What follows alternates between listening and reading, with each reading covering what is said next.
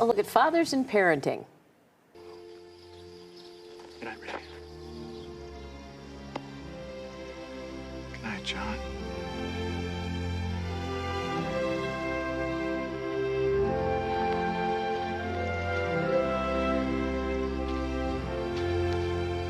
Hey, Dad? You want to have a catch? It gets me every time right here. That's such an emotional and iconic scene from Field of Dreams. We're heading into Father's Day, you know, and 89% of fathers say they believe they can be better dads. And best-selling author James Patterson, known for his thriller novels, is sharing wisdom about fatherhood in his new book, the #1 dad book, Be the Best Dad You Can Be in 1 hour. And James Patterson joins us. Good morning. Hi, just in time for Dad's Day, right? Yeah. Well, perfect. Must be Don't nice. give them socks or whatever you're going to give them, or bad books. Right. You know, there's a book out there where actually it's all empty, but so the dad can write his story in it. That's so silly. Yeah, well, it must be nice to write a book where nobody gets murdered. You have a son. I can't promise that, but I imagine when you're writing this, you might have thought of a couple of mistakes you made as a father growing up. well, you know, my dad, my only memory of him hugging me was on his deathbed. Oh. And he cried, which he never did, and he apologized. And I told him he was a great dad, just the way things were back then. But Yeah. this is about, I guarantee anybody that's listening, Illinois, Indiana, all your states out there, this will make your guy a better dad. Not a perfect dad, but just better. And that's a pretty cool thing for 1 hour. And it's a pretty cool thing for Father's Day, I think. Now, what are So you doing? I do this. I mean, I really doing this to try to help people as much as I can. Sure. What are you doing in 1 hour that people aren't able to do? Why do you say 1 hour? Because dads won't read the 400-page book. They just won't. It's true.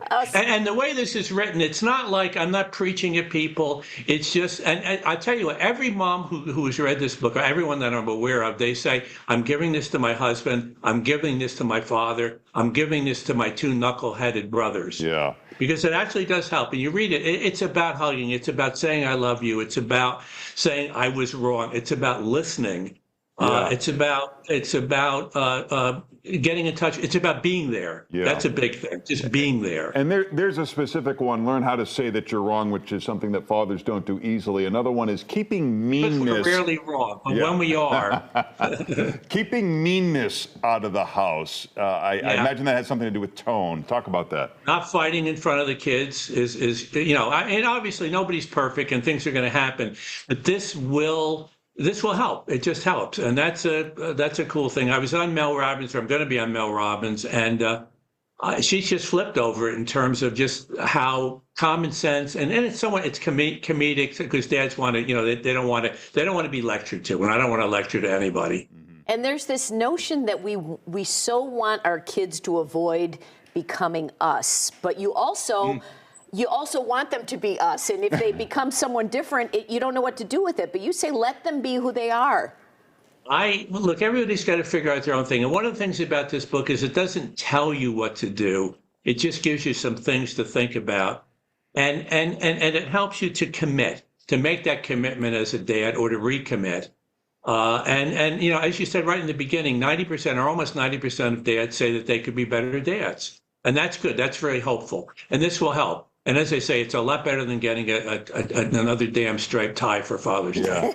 And this is I don't want another one. I'm not wearing any more ties, man. That's my thing.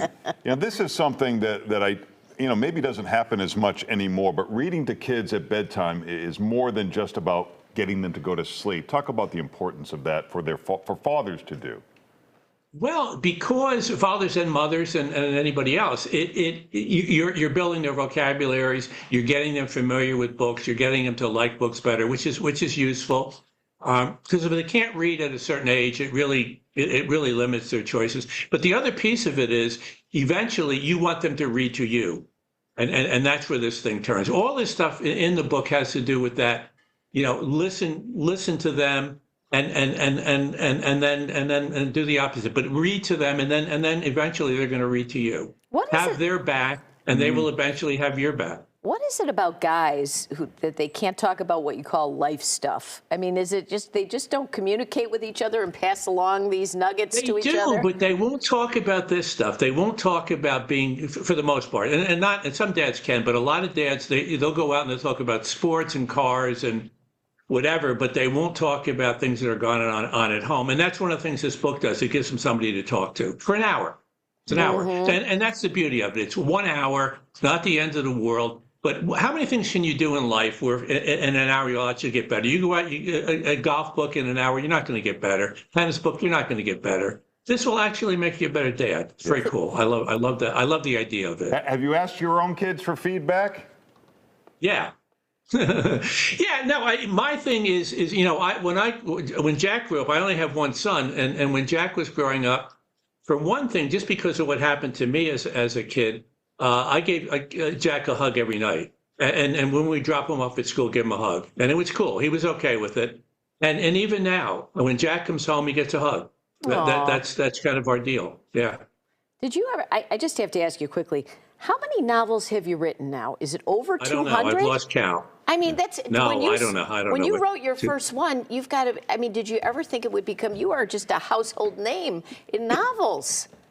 Yeah, no, I thought I don't know if I would get past the first one, but obviously I have. You know, somebody said this is an interesting thing. It's been guiding me for a long time now, and I think it's more relevant and useful for 20-year-olds or like a young woman like yourself.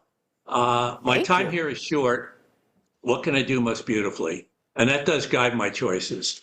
In terms of I just finished a book with Viola Davis, and once again I made that choice. I wanted to write with her. And we did and wrote a novel, and it's going to be out next year, and I think it's great. But for the moment, the #1 dad book, Father's Day, Father's Day, Father's Day. Yeah. All right. Fantastic. Happy Thanks. Father's Day to Happy you. Father's Day to you. Thank you. Happy Father's Day to everybody listening, or whatever, and the moms. The moms are the key here. There's the And the info. mother-in-laws, they all know who needs this book. Yeah, they're right. That's James Patterson. Thank you. Did you hear he called me a young woman? Yeah. Like a I young think he woman. needs a new His monitor is broken. No, it's not. Thank you, James. Thank you. Thank you. Bye now.